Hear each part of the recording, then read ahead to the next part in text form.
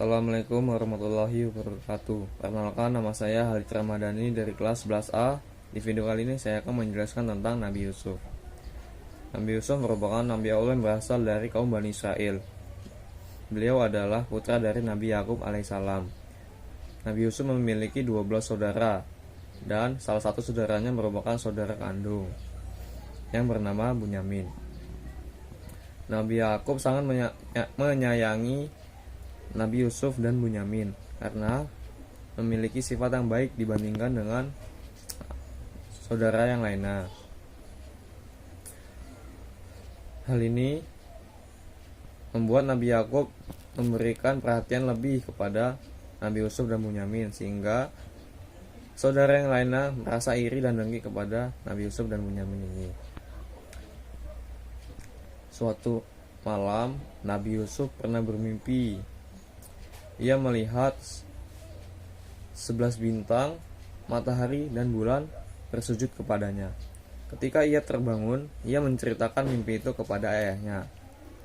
Dan ayahnya berpesan, "Jangan kau ceritakan mimpi itu kepada saudaramu, karena takut menimbulkan rasa iri di antara mereka." Tibalah suatu saat, saudaranya memiliki rencana untuk menyingkirkan Nabi Yusuf. Pada saat itu, salah satu saudaranya meminta izin kepada Nabi Yakub alaihissalam untuk bermain bersama Yusuf. Nabi Yakub awalnya tidak membolehkan karena takut terjadi apa-apa kepada anaknya ini. Dengan kesungguhan saudaranya untuk mengajaknya bermain, alhasil Nabi Yakub membolehkan Nabi Yusuf pergi bermain. Pada saat itu, saudaranya merealisasikan kematian Nabi Yusuf yang dimakan serigala. Namun Nabi Yusuf sebenarnya dibuang ke sumur tua yang jauh dari rumahnya. Setelah pulang, pakaian Nabi Yusuf diberikan kepada ayahnya Nabi Yakub. Nabi Yakub kaget karena baju yang dipakai Nabi Yusuf ternodai dengan darah. Hal ini membuat Nabi Yakub alaihissalam menangis hingga mengalami kebutaan. Nah, setelah ia berada di sumur tua, terdapat khalifah yang berpergian menuju Mesir. Ia merasa haus. Kemudian ia melihat ke arah sumur tua itu dan ingin mengambil sebuah air. Ketika ingin mengambil sebuah air, ia melihat ada seorang anak, yaitu Nabi Yusuf. Dan alhasil ia mengeluarkan anak itu. Setelah keluar, ia berniat untuk menjual Nabi Yusuf di Mesir nanti. Dan setelah sampai Mesir, benar, Nabi Yusuf dijual oleh khalifah tadi ke sebuah bangsawan kerajaan Mesir. Nabi Yusuf dibesarkan di sana dan mendapat perlakuan khusus oleh keluarga bangsawan tersebut.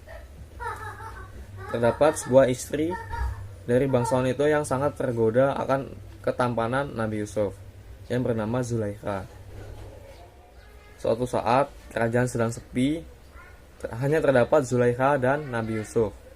Zulaikha ini sangat tergoda akan ketampanan Nabi Yusuf, sehingga Zulaikha mengajak Nabi Yusuf untuk berzina, namun Nabi Yusuf tidak mau.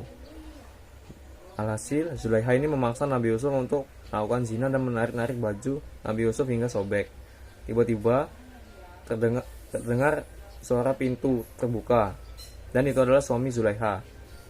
Ia melihat dengan jelas kejadian tersebut dan bingung, ini merupakan salah siapa, antara salah istrinya dan salah Nabi Yusuf. Untuk itu, suami Zulaikha mengusut tuntas masalah tersebut, dan yang ternyata bersalah adalah istrinya, yaitu Zulaikha. Nah, setelah kejadian itu, Zulaikha tidak ingin namanya terloreng jelek. Maka dari itu ia mengundang petinggi-petinggi Mesir, khususnya wanita, untuk datang ke rumahnya. Pada saat itu, teman-teman Zulaikha diberikan pisau dan buah-buahan. Nah, setelah semuanya mendapatkan pisau dan buah-buahan, dipanggillah Nabi Yusuf berjalan di tengah-tengah mereka menuju Zulaikha. Kala itu mereka sedang memotong-motong buah. Semua perempuan di sana terasa kagum terhadap ketampanan Nabi Yusuf, sehingga tidak sadar bahwa yang ia potong adalah jarinya. Tak lama dari itu, Nabi Yusuf pun kembali ke dalam. Nah, para perempuan tadi kaget tangannya yang sudah terpotong. Kemudian Zulaikha menjawab, "Kalian baru begitu saja sudah kagum akan ketampanannya. Apalagi saya yang setiap hari bertemu dengannya. Bagaimana perasaan saya coba?" Nah, untuk menutupi aib para wanita tadi, alhasil Nabi Yusuf dimasukkan ke dalam penjara. Di dalam penjara itu, Nabi Yusuf bertemu dengan dua budak perempuan. Budak perempuan ini ternyata dituduh oleh seseorang untuk memasukkan racun ke dalam makanan raja. Tak lama dari itu, kedua perempuan ini bermimpi. Perempuan pertama, ia bermimpi terdapat sebuah roti di atas kepalanya dan dimakan oleh burung. Dan perempuan yang kedua bermimpi ia sedang memerah anggur. Nah, Nabi Yusuf itu mentawakilkan mimpi kedua perempuan tersebut. Perempuan pertama, Nabi Yusuf mentawakilkan perempuan itu akan dihukum mati. Untuk perempuan yang kedua, Nabi Yusuf mentawakilkan perempuan itu akan bekerja lagi di kerajaan ini. Dan benar, perempuan yang pertama itu dihukum mati dan perempuan yang kedua sudah bekerja lagi di kerajaan ini. Suatu masa, sang raja pernah bermimpi. Ia bermimpi melihat 7 buah tangkai gandum berisi dan 7 buah tangkai gandum mati. Kemudian mimpi kedua, sang raja melihat 7 buah sapi gemuk dimakan oleh 7 buah sapi kurus. Sang raja bingung akan mimpi tersebut. Ia memanggil seluruh pentawakil mimpi di Mesir datang ke kerajaan, dan tidak ada satupun orang yang bisa mentawakilkan mimpi raja tersebut. Dan kemudian satu budak perempuan yang pernah ditawakilkan mimpi oleh Nabi Yusuf datang ke hadapan raja. "Wahai Tuan, saya pernah ditawakilkan mimpi saya oleh Nabi Yusuf. Beliau sedang berada di penjara kerajaan ini." Kemudian sang raja menyuruh budak perempuan tersebut memanggil Nabi Yusuf dan dibawa ke hadapan raja tersebut. Setelah Nabi Yusuf dibawa ke hadapan raja, sang raja pun menceritakan mimpinya tersebut. Dan Nabi Yusuf kemudian mentawakilkan mimpi bahwa di Mesir ini akan terjadi 7 tahun masa limpah dan 7 tahun masa kekeringan. Dan sang raja pun merasa bingung. Kemudian meminta solusi kepada Nabi Yusuf. Nabi Yusuf memberikan solusi agar pada saat 7 tahun pertama, yaitu masa panen, ia meminta agar masyarakat Mesir berhemat akan kekeringan nanti.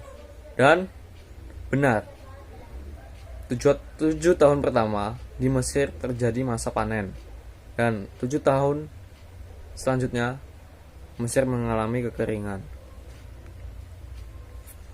Pada saat itu, ayahnya Nabi Yusuf, Nabi Yakub, sangat kesulitan akan kondisi kekeringan tersebut. Ia mendengar bahwa di Mesir sana terdapat sebuah pemuda yang sangat baik hati. Kemudian Nabi Yakub meminta anak-anaknya untuk pergi ke sana untuk meminta bantuan kepada pemuda tersebut. Setelah sampai di Mesir sini, belum menyadari bahwa pemuda yang baik ini adalah adiknya, yaitu Nabi Yusuf. Namun Nabi Yusuf sendiri telah menyadari bahwa pemuda ini yang datang merupakan saudaranya. Kemudian Nabi Yusuf memberikan bantuan kepada saudaranya ini. dan kembali ke rumah. Setelah itu, saudaranya kembali lagi ke Mesir meminta bantuan kembali. Kemudian Nabi Yusuf menceritakan bahwa ia adalah saudaranya dulu yang dibuang ke sumur. Sang pemuda saudaranya ini terkejut akan kejadian tersebut dan meminta maaf kepada Nabi Yusuf. Kemudian saudaranya menceritakan tentang ayahnya Nabi Yakub alaihissalam kepada Nabi Yusuf, bahwa sang ayah telah mengalami kebutaan akan kepergian Nabi Yusuf. Nabi Yusuf pun memberikan pakaiannya kepada saudaranya ini dan dibawa kembali ke tempat Nabi Yakub, ke rumahnya. Kemudian pakaian tersebut diletakkan di muka seperti ini. Dan kemudian atas izin Allah, Nabi Yakub sudah tidak buta lagi. Dari sini Nabi Yakub pun kembali ke Mesir bersama seluruh keluarganya. Dan di Mesir ini ia diterima baik oleh Nabi Yusuf. Nah, hikmah yang dapat kita ambil dari Nabi Yusuf adalah: 1. Tidak sombong dengan ketampanannya. Nabi Yusuf diberikan ketampanan yang sangat memukau dan dikagumi oleh para wanita, namun ia tetap rendah hati dan tunduk akan pandangannya. Yang kedua, selalu menjaga hawa nafsunya. Banyak wanita yang ingin mengajak Nabi Yusuf melakukan perbuatan keji seperti berzina, namun Nabi Yusuf tetap menahan hawa nafsunya karena takut akan perintah Allah. Dan yang ketiga, tidak menyimpan dendam pada saudaranya dan senantiasa sabar dengan ujian hidupnya. Ketika Nabi Yusuf kecil, ia kan dimasukkan ke dalam sumur oleh saudaranya. Namun Nabi Yusuf tetap sabar dan ikhlas akan kejadian tersebut dan tidak menaruh dendam sedikit pun kepada saudaranya. Dan yang kelima, tidak sombong dengan kelebihan yang ia miliki, karena kesombongan baginya akan membawakan rasa dengki dan ingkar kepada Allah Subhanahu wa taala. Keenam, selalu waspada dan berhati-hati dengan kemungkinan yang buruk. Yang ketujuh ialah tidak sombong dengan riwayat garis keturunan. Walaupun Nabi Yusuf merupakan keturunan Nabi Yakub, ia tetap rendah hati akan menjalani hidupnya tersebut. Mungkin cukup sekian video pembahasan tentang Nabi Yusuf. Apabila kurang jelas, saya mohon maaf. Saya akhiri. Wassalamualaikum warahmatullahi wabarakatuh.